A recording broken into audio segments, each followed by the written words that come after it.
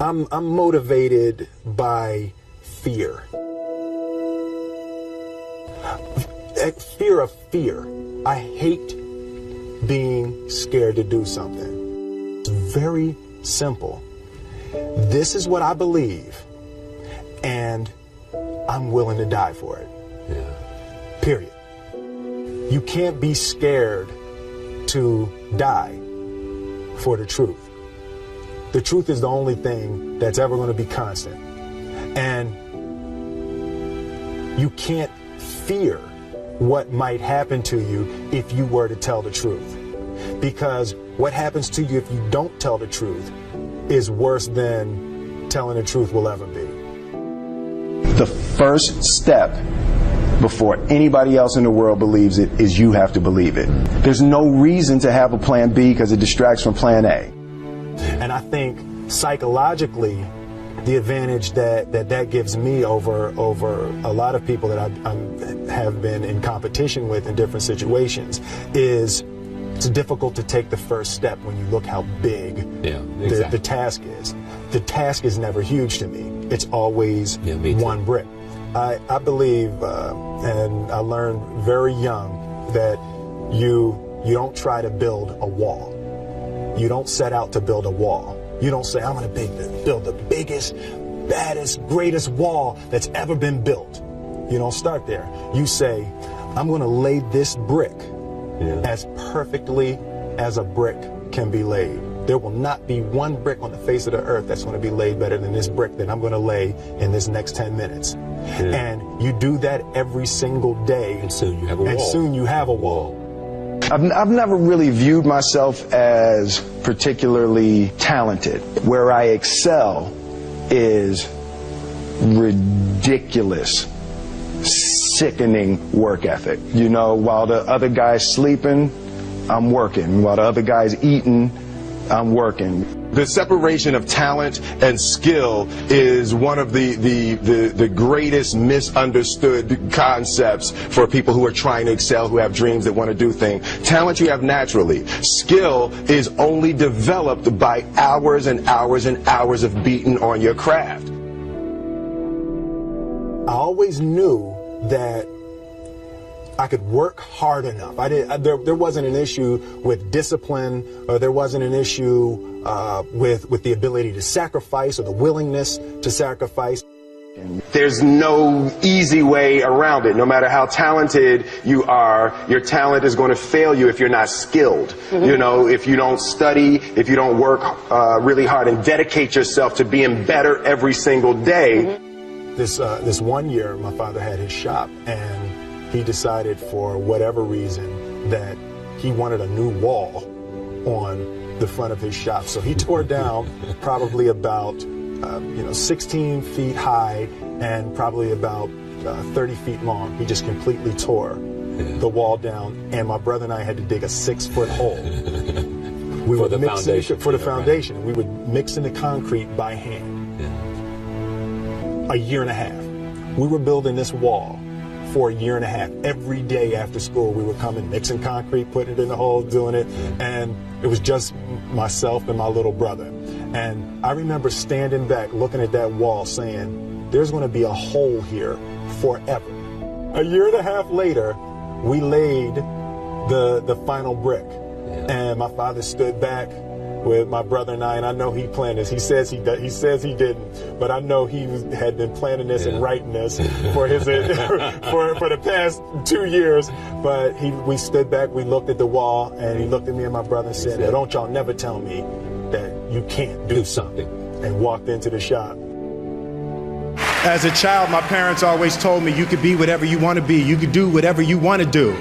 And you know, that office, that position, the highest office on the face of the earth, it was something I heard my parents saying it, but I didn't totally believe it. Yet I went out in the world and I carried myself and I held my head high and I stood there and I looked people in their eyes and I talked to people as if I was deserving of everything that this planet has to offer. I really want to say to children out there and to people who are watching, Confucius said one time, he who says he can and he who says he can't are both usually right.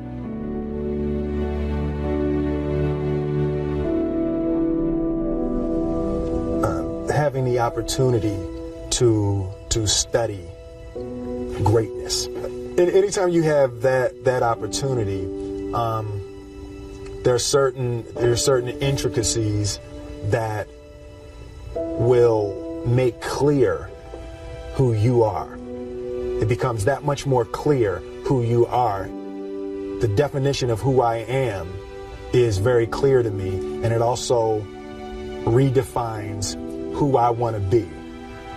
In that I know for a fact that I'm stronger than I thought I was.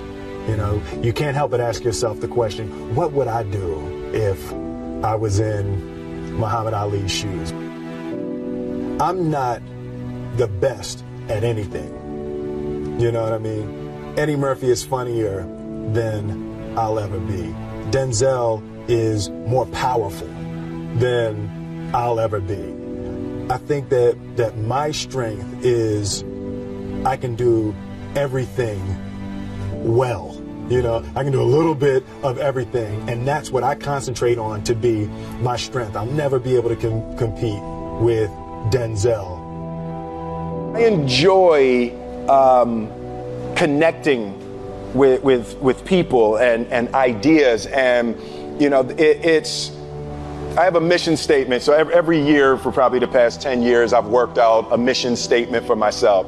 And for the last few years, the mission statement has stayed the same, and it's been improve lives, right? So when I go into something, I'm looking for how the quality of this piece could potentially improve lives. But it's all along the way. It's when you make the movie and how you're interacting with people in the process. And, you know, the concept of improving lives runs through the center of everything I do. And then I realized that the way to improve lives is to continually improve yourself, right? So with that, every morning when I get out of the bed, you know, I haven't fixed everything in the world yet, so there's always something to do.